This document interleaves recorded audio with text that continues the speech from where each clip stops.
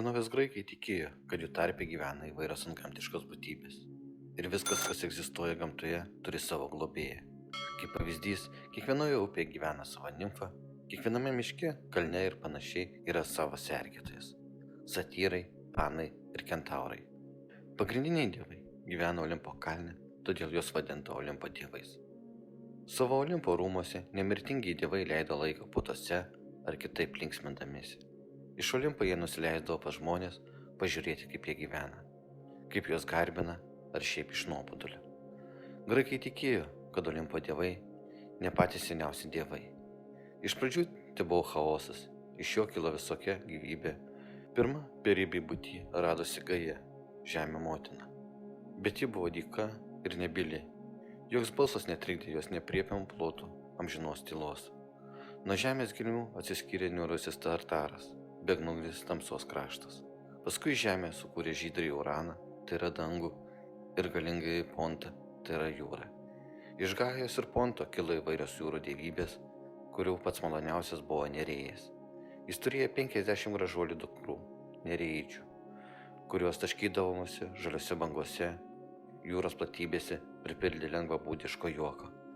Gajos ir Ponto sūnus Tomantas davė gyvybę gražuoliai vaivorykštei Deivei Iridei, vilkinčiai daugiaspalvį drabužį, tačiau sukūrė ir šikšlešės garbijas, pusiau paukštės, pusiau moteris. Vėliau jūs pakeitė jų vaikai titanai, jų buvo 6. Vienas iš titanų buvo Atlantas. Senovės graikai įsivaizdavo, kad jis ant pečių laikė dangaus skliaustą, kad jis nenukristų ant žemės. Pagrindinis tarp titanų buvo dievas Chronas. Jis buvo laikomas nenumaldomo laiko dievu.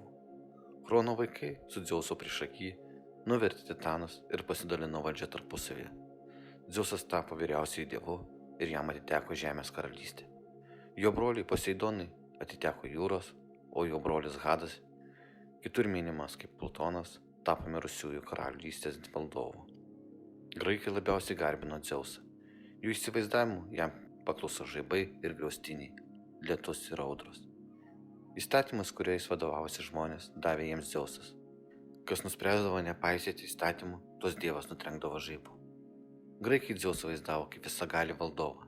Jis sėdėjo sostė, vienoje rankoje laikė valdžios simbolį skeptrą, o ant kitos rankos delno stovėjo maža pergalės deivė Nikė. Šalia Dzeusos sosto tupėjo erelis, kuris buvo laikomas paukščių karaliumi ir buvo dievo numylėtinis.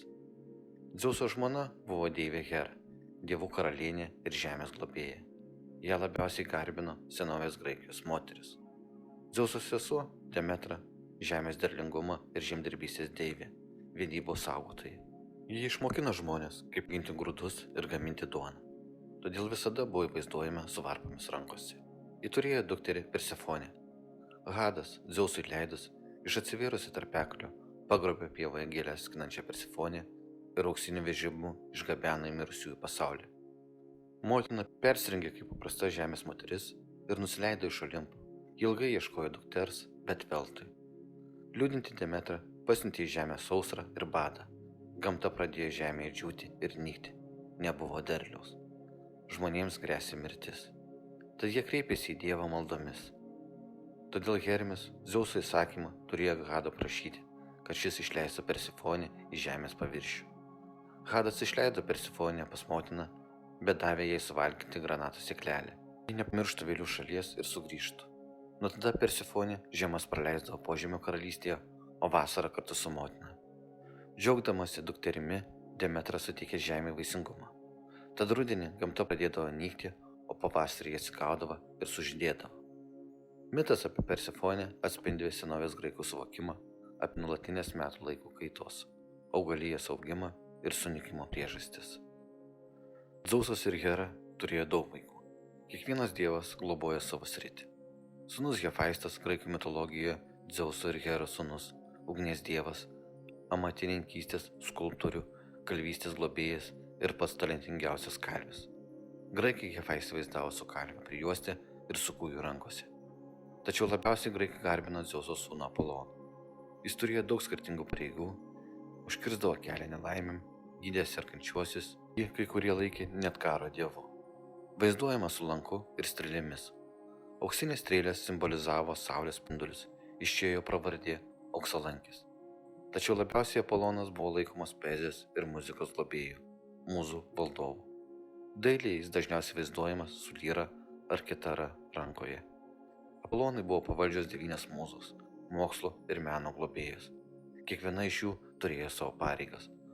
Mūza Kaliopė – epizijos mūza, Klijo – istorijos mūza, Erata – elegijos mūza, Euterpė – muzikos mūza, Melpomenė – tragedijos mūza, Poliminija – lyrinės poezijos mūza, Terpsichorė – šokio ir chorinio himno mūza, Talija – komedijos ir idėjos mūza, Uranija – astronomijos, astrologijos ir geometrijos mūza.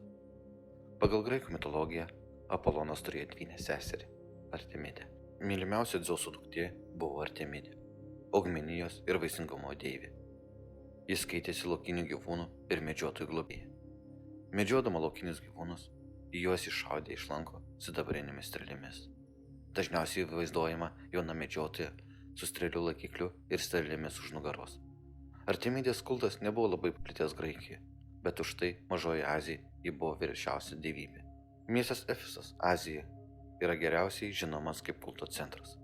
Artemidės garbei buvo rengiami festivaliai Broronijos mieste ir Ortija Spartoje. Afroditė graikų mitologijoje meilės ir grožio deivė. Gimusi iš jūros putos, susidariusi nukritus krono kastruojamo Urano kraujo lašui. Olimpinėje mitologijoje Dzeuso ir Dionės duktė, Hefaisto žmona.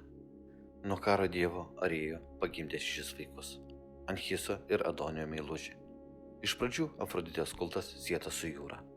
Dauguma svarbiausių šventyklų buvo jūros pakrantėse, dažnai salose. Vėliau garbinta kaip teikianti žmonėms grožį, meilę, vaisingumą, globojanti santuoką, gimdymą. Laikyta moters grožio idealu. Afroditės simboliai – balandis, rožė ir obuolys. Arėjas graikų mitologijoje – karo dievas. Jis yra Dzeuso ir Heros sūnus. Pasak kai kurių legendų Afroditės vyras. Jis buvo vienas iš nemėgstamiausių dievų. Arėjas dažnai laikytas nepalankaus žemdirbystei bei oro dievu. Nes žmonės pastebėjo, kad žemdirbystei kenkia karai. Vėliau laikytas neteisingu karo dievu. Jis neturėjo savo šventyklos, o dalinosi Tėbų šventyklą kartu su Afrodite. Hermis Dzeuso ir Atlanto dukters Majos sūnus. Senovės graikų gyvulininkystės dievas, piemenų ir kaimenių globėjas. Vėliau buvo laikomas Olimpo dievų pasiuntiniu, sielų palydovai mirusį pasaulį, prekybos, keleivių ir pilių, taip pat vagių globėjų. Tad jo statulas statydavo kelių sankryžose. Hermis padėdavo prekeiviams, todėl iš visų Olimpo dievų Hermis buvo laikomas pačiu gudriausiu. Būdamas dievų pasiuntiniu, kuris perneždavo žmonėms dievų valią. Jį dažniausiai vaizduodavo kaip keliautoją. Buvo apsiavęs sparnuotus sandalus su auksiniu skeptru ir sparnuotu šalmu, kartais su ėriuku ant pečių arba su piniginė rankoje. Šie batai buvo ypatingi, kurie leisdavo suspėti nukakti visur, kur tik reikia laiku. Remiantis senovės graikų mitais, kažkada žmonės gyveno tamsiose uolose. Nežinojo apie ugnį, nemokėjo veisti gyvulių, auginti augalų. Rusų Dzeusas nemylėjo žmonių ir sumanė išnaikinti juos visus. Niekas iš jo vaikų nesiryžo priešintis Dievo valiai. Ir tik vienintelis Prometėjas nusprendė padėti žmonėms. Išmokino žmonės statyti namus, arti laukus. Dėka Prometėjo žmonės išmoko rašybos ir skaičiavimo. Jis iš dievų pavogė ugnį ir perdavė ją mirtingiesiems. Už šį nusikaltimą buvo žiauriai nubaustas Dzeuso. Prometėjas buvo pririštas metaliniais pančiais prie Kaukazo uolos. Kiekvieną dieną atskrisdavo erelis ir lesdavo jo kepenis. Skirtingai nuo senovės Egipto ir Mesopotamijos dievų, senovės Graikijos dievai buvo sutapatinti su žmonėmis. Jie turėjo žmonių išvaizdą, turėjo tokių pat silpnybės kaip žmonės. Taip pat, kaip ir žmonės, jie mylėjo ir nekentė. Džiaugėsi ir juokėsi, pykosi ir barėsi. Dievai, kaip ir žmonės, pavydėjo vieni kitiems ir kovojo dėl valdžios. Be Olimpo dievų senovės graikai garbino žmonės, kurie buvo atlikę žygdarbius. Herojai padėdavo žmonėms, mokė kažko naujo ir naudingo. Taip pat gelbėdavo nuo baisių ir žiaurių baisų, tokių kaip drakonai, kraujo ištroškų žvėrių, didelių gyvačių ar kitokių mistinių būtybių. Žymiausi senovės graikijos didvyriai buvo Achilas, Tesėjas, Odisėjas, Persėjas, Jasonas ir daugelį kitų, kurie aršiai kovėsi su žemėje gyvenusiomis mistinėmis, antgamtiškų galių turinčiomis baisiomis būtybėmis. Tačiau pats didžiausias herojus buvo Heraklis. Jis buvo Dzeuso ir Mikėno karaliaus dukters sūnus. Heraklis įvykdė 12 žygdarbių, bandydamas nugalėti mirtį, kuri buvo skirtingose antgamtinių būtybių pavidaluose. Jis net buvo nusileidęs į Požemio karalystę, iš kur atvedė trigalvis šunį Cerberį, kuris saugojo Požemio karalystės vartus. Tačiau vieną dieną Heraklis pamatė kentaurą Nesą, mėginant išprivartauti jo žmoną Deianirą, ir iš kitos upės kranto iššovė nuodingą strėlę Neso į krūtinę. Prieš mirdamas Nesas pasakė Deianirai, kad jo kraujas užtikrins, jog Heraklis liktų jai amžinai ištikimas. Ji patikėjo Neso melu, suvildė Heraklio marškinius ir davė vyrui apsivilti. Vėliau pamatė, kad kraujas yra nuodai, bet jau buvo per vėlu. Jis krito ant žemės ir raitėsi iš skausmo, degindamas nuodų. Po mirties, paimtas į dangų už savo gerus darbus, tapo žvaigždynu. Iš visų senovės Graikijoje gyvenusių didvyrių, tik Heraklį žmonės garbino kaip dievą.